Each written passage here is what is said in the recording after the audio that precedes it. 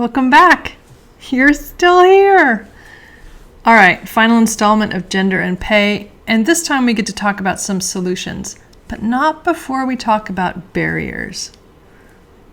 So access to things like credit, voting, etc., these things matter, and they're part of our history. So here we go.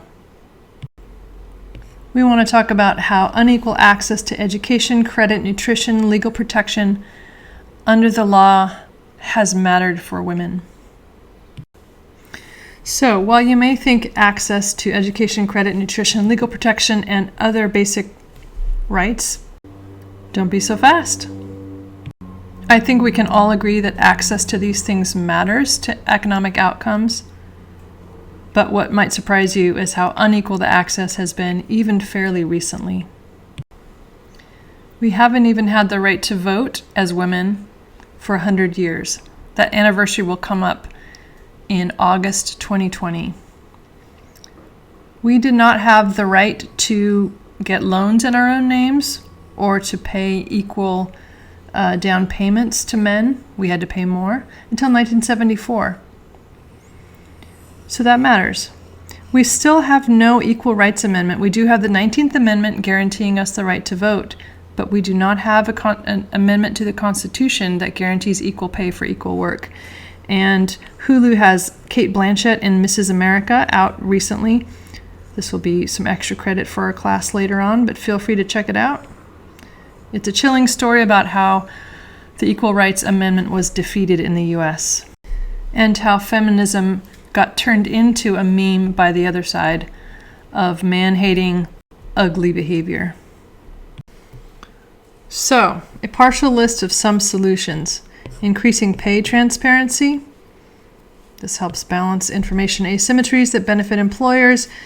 Maybe collective bargaining, that's unions. Banning salary history. These are things that help workers' bargaining power, both men and women.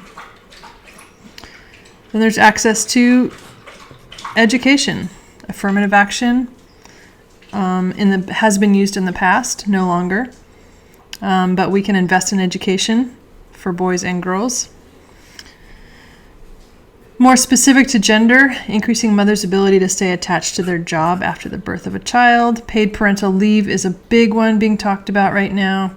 Universal public preschool, longer school days, free after-school care, shorter summer and winter school vacations. In the U.S., our workers work almost more than anybody else except maybe South Korea and Japan. We have very short vacations, but our children have very long vacations. What? Does not make sense.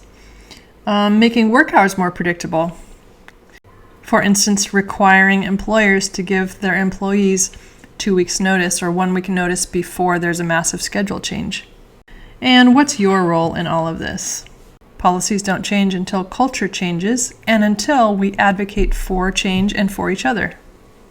For those interested in gender pay equality, things are starting to look good. There's some hopeful things on the horizon, but workers need to demand it. Companies benefit from always-on workers. They don't benefit from people sticking up for themselves. So men and women have to demand better. If it's women alone, there's evidence that it hurts their careers when they demand more flexibility. Culturally, things are changing. We are wanting more equal partnerships, and people are fed up with working such long hours, etc. So there are perhaps changes on the horizon. And of course, the COVID-19 pandemic is probably going to change a lot of the employer-employee relationships. But let's not get too cocky. We can feel as if we are very progressive and still have a bunch of implicit biases. Here's the research about some gender discrimination against female faculty, and it was the female students who were the most discriminatory against the female instructors.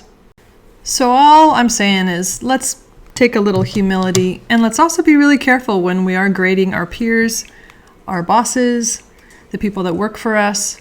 Know that there's probably a gender component going on. Because if we want the American dream to be even more true, We got to make sure that the meritocracy is protected and improved because it's not there right now.